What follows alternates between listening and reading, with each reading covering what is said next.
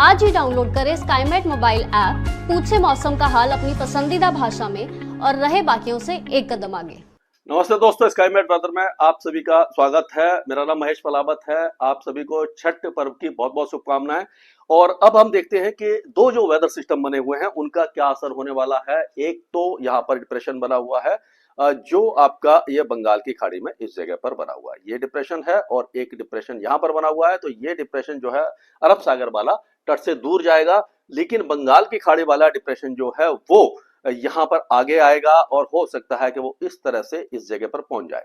कुछ मॉडल इसको नीचे भी दिखा रहे हैं तमिलनाडु की तरफ, लेकिन ये चांसेज है कि वो इस तरह से यहाँ पर जाएगा, आंध्र प्रदेश के तरफ जाएगा। और इसके प्रभाव से क्या होने वाला है कि ये जो एज अ सीवियर साइक्लोन हो सकता है, ये जो है यहाँ पर सीवियर साइक्लोनिक स्टॉर्म बन सकता है और ये 28 तारीख की रात तक यहाँ पर पहुंचेगा।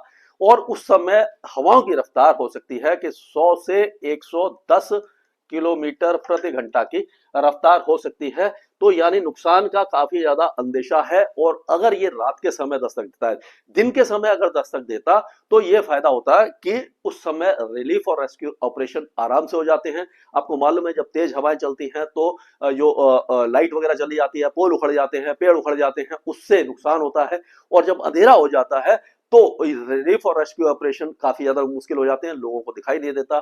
तो मेरी गुजारिश है कि जो आंध्र प्रदेश, दक्षिणी उड़ीसा, ये सारे इलाकों में और उत्तरी तमिलनाडु, यहाँ पर जो भी कोस्टल एरियाज में भाई बहन रह रहे हैं, वो पहले से ही जो आपका टॉर्च है उसको चार्ज करके रखें, टॉर्च रखें अपने पास में, मोबाइल को चार्ज करके रखें, और जो भी इमरजेंसी लाइट वगैरह है उसको चार्ज करके रखें, पानी वगैरह सबका राशन का इंतजाम रखें।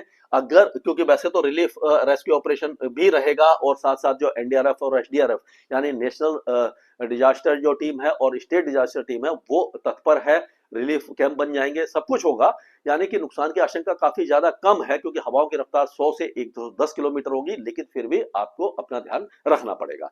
तो ये सारे इलाके जो हैं इसकी जद में आएंगे और हो सकता है कि यह उड़ीसा से लेकर, दक्षिणी उड़ीसा से लेकर के उत्तरी तमिलनाडु का ये जो इलाका है, यहाँ पर हवाएं काफी ज्यादा तेज हो जाएं, समुद्र में ऊंची लहरें उठें और स्टॉर्म सर्ज भी हो सकती है। तो लेकिन ये जो दूसरा डिप्रेशन है, इसका असर पहले ऐसा लग रहा था कि ये उत्तर दिशा में होता हुआ गुजरात या ये सिंध में जाएगा, कराची वगैरह के आसपास या गुजरात के आसपास या हो सकता है मुंबई के आसपास। कभी कभी क्या होता है कि रिकर्व हो जाते हैं, लेकिन उसमें ये जो मॉडल है, गरीमत ये है कि वो दिखा रहे हैं कि ये दूर जाएगा और ओमान यमन की तरफ चलता जाएगा। यानी कि इसका असर रहेगा सिंध के कुछ इलाकों में, हल्का फुल्का रह सकता है 27-28 के आसपास। और उसी तरह से आज से लेकर के कल परसों तक दक्षिणी गुजरात में भी इसका कुछ असर देखने को मिल सकता है। तो उस पर बात करेंगे। अगर हवाओं की जो इस समय पोजीशन है वो आप देखें, यहाँ पर ये वेदर सिस्टम बना हुआ है, यहाँ पर ये वेदर सिस्टम बना हुआ है। हवाएं जो है दक्षिणी गुजरात में तेज चल रही हैं, लेकिन अभी यहाँ पर जो पूर्वी तट है भारत का वो अभी सुरक्षित बना हुआ है। और ये मौसम विभाग का जो ट्रैक दिखा रहा है वो 28 तारीख की रात को ये दस्तक देगा। उसके बाद ये दक्षिणी छत्तीसगढ़ और दक्षिणी उड़ीसा तक इसका असर आपको 28 और 29 तारीख को दिखाई देगा। यहाँ पर भी तेज बारिश की संभावना दिखाई दे रही है। आज का अगर हम मॉडल देखते हैं तो इसमें अगर हम देखें तो इसको थोड़ा सा एक्सटेंड कर लेते हैं, जिससे क्या और इजी हो जाए आपको। मैं आपको समझाने की कोशिश करता हूँ। हाँ, ये देखिए वेस्टर्न डिस्टर्बेंस है जो आपको 27 तारीख को पश्चिमी विक्षोभ जिसको कहते हैं वो डब्ल्यूडी भी आ रहा है, यहाँ पर आ रहा है, डब्ल्यूडी आ रहा है। और उसके प्रभाव से आप देखिए ये जम्मू कश्मीर से लेकर के गिलगित बाल्टिस्तान, मुजफ्फराबाद, लद्दाख, उत्तराखंड और हिमाचल पर हल्की बारिश की संभावना दिखाई दे रही है। और ऊंचे पहाड़ों पर हो सकता है कि 6 अक्टूबर के बाद का पहला, यानी 6 अक्टूबर के बाद अभी तक कोई स्नोफॉल नहीं हुआ, तो स्नोफॉल भी हो सकता है ऊंचे पहाड़ों पर। निचले इलाकों में हल्की बारिश ही रहेगी, बादल छाएंगे।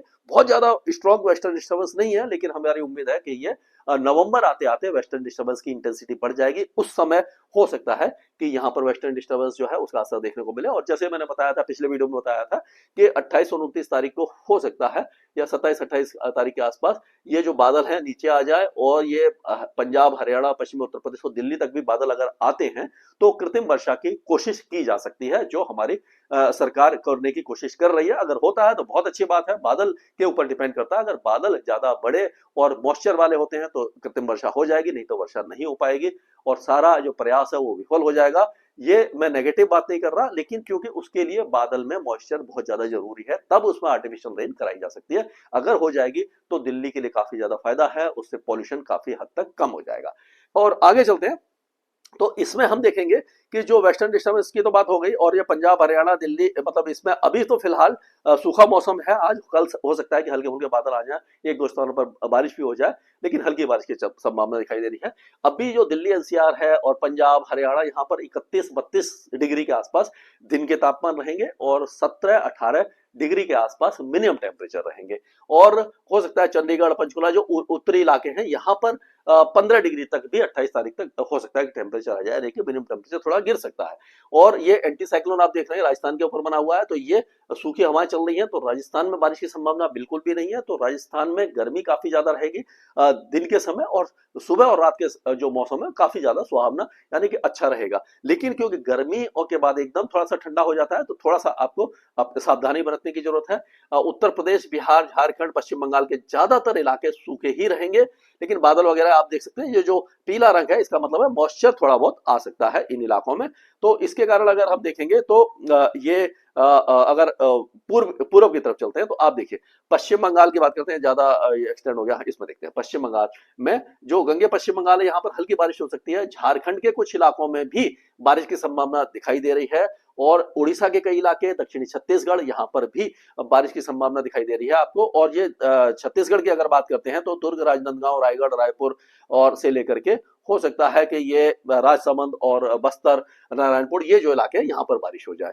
और ये जो आपका सागर, दमोह है, कटनी, जबलपुर, उमरिया, यहाँ पर बादल छा सकते हैं, बारिश की संभावना कम दिखाई दे रही है। डिंडोरी, बांडला, अनूपपुर, नरसिंहपुर, बैतूल, होशंगाबाद, हरदा, देवास, सियोनी, ये जो इलाके हैं यहाँ पर भी बादल छा सकते हैं, और एक दो स्थानों पर हल्की बूंदाबांदी की संभावना है, ज्यादा तेज बारिश की संभावना दिखाई नहीं दे रही है।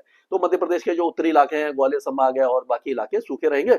और उसी तरह से अगर गुजरात की बात करें तो कच्छ का इलाका सूखा रहेगा, लेकिन देवभूमि द्वारका, अमरेली, गिर सोमनाथ, जूनागढ़, पोरबंदर से लेकर के अमरेली तक बारिश की संभावना दिखाई दे रही है, लेकिन हल्की बारिश रहेगी। और सूरत, वलसाड़, डांग, पंचमहल, नवसारी, नर्मदा, ये इलाके बारिश देखेंगे। और जो तटीय इलाके, यहाँ पर तेज हवाएं चल सकती हैं। और अगर महाराष्ट्र की बात करें तो महाराष्ट्र के कई इलाकों में बारिश है, हो सकता है कि ये आपका संभाजीनगर, अहिल्याबाई नगर, नासिक, मालेगांव, जलगांव, और आपका मुंबई, थाने, दहानू, सिंधुदुर्ग, रत्नागिरी, और ये मराठवाड़ा, विदर्भा, इन सारे इलाकों में, मराठवाड़ा विदर्भा में कम हो गया और मध्य महाराष्ट्र में ज्यादा बारिश है। और उसी तरह से आप देखेंगे कि ये जो सिस्टम जब आगे आएगा, ये अभी की बात कर रहा हूं मैं, लेकिन अगर 27-28 तारीख को बारिश की गतिविधियां यहाँ पर बढ़ जाएंगी। उड़ीसा के दक्षिणी इलाके से लेकर के आंध्र प्रदेश, तमिलनाडु, ये सारे इलाके तेज बारिश देखेंगे 28 तारीख को खास करके, और हवाओं की रफ्तार काफी ज्यादा तेज होगी। उस समय जो बारिश होगी वो गजपति गंजम, कोरापुट, नायगढ़, और ये आपका ये पूरी, देखनाल और भुवनेश्वर, ये सारे इलाके तेज बारिश देखेंगे। खोड़ा और जगत सिंहपुर, ये सारे इलाके उड़ीसा में। और उसी तरह से छत्तीसगढ़ के कुछ इलाकों में बारिश की गतिविधियां 28 और 29 तारीख को ज्यादा रहेंगी, उड़ीसा में भी रहेगी। और कोस्टल आंध्र प्रदेश में पूरे इलाके में श्रीकाकुलम, विजयनगरम, विशाखापट्टनम, मछलीपट्टनम, कृष्णा, गोदावरी, काकीनाडा, ये सारे इलाके तेज बारिश देखेंगे। और काकीनाडा में इसका के आसपास इसका लैंडफॉल नजर आ रहा है 28 की तारीख की रात को, तो हो सकता है भारी बारिश हो जाए। ये अभी का पहले का पिक्चर है, ये मतलब कल आज का है, लेकिन धीरे धीरे बारिश बढ़ेगी। तेलंगाना के कई इलाके बारिश देखेंगे, कर्नाटक और तमिलनाडु के भी कई इलाकों में बारिश की संभावना बनती नजर आ रही है। यानी कि ये जो महाराष्ट्र के दक्षिणी मध्य प्रदेश से लेकर के पूरे इलाके में तेज बारिश रहेगी। पूर्वोत्तर राज्यों में कोई खास बारिश हमें दिखाई नहीं दे रही है। गंगे पश्चिम बंगाल में बादल छा सकते हैं, और ये अरब सागर वाला सिस्टम जो है वो काफी ज्यादा दूर चला जाएगा, इसका खास असर नहीं होगा। लेकिन सिंध में भी हो सकता है कि 27-28 तारीख में हल्की बारिश जो साउथ सिंध है वहां पर हो सकती है। बाकी इलाके सूखे रहेंगे, पहाड़ों पर हल्की बारिश रहेगी। तो ये अभी तक का अपडेट है, इस पर हम नजर बनाए रखेंगे और लगातार इसका अपडेट मैं आपको आपके साथ शेयर करता रहूंगा। और ये अगर कल की बात करें तो हो सकता है कि ये वेदर सिस्टम थोड़ा सा और आगे आ जाए, और ये जो दक्षिणी गुजरात में बारिश की गतिविधियां रहे, मध्य महाराष्ट्र में है, और ये जो पूरा उड़ीसा है, छत्तीसगढ़ है, ये सारे इलाके दक्षिण छत्तीसगढ़ में बारिश की संभावना बनती दिखाई दे रही है। लगातार मैं इसके ऊपर आपको अपडेट देता रहूंगा। स्काईमेट वेदर में अभी के लिए इतना ही। मौसम से जुड़ी सटीक जानकारी और खबरों के लिए हमारे YouTube चैनल को सब्सक्राइब करें और बेल आइकन दबाकर हर खबर पर रखें नजर।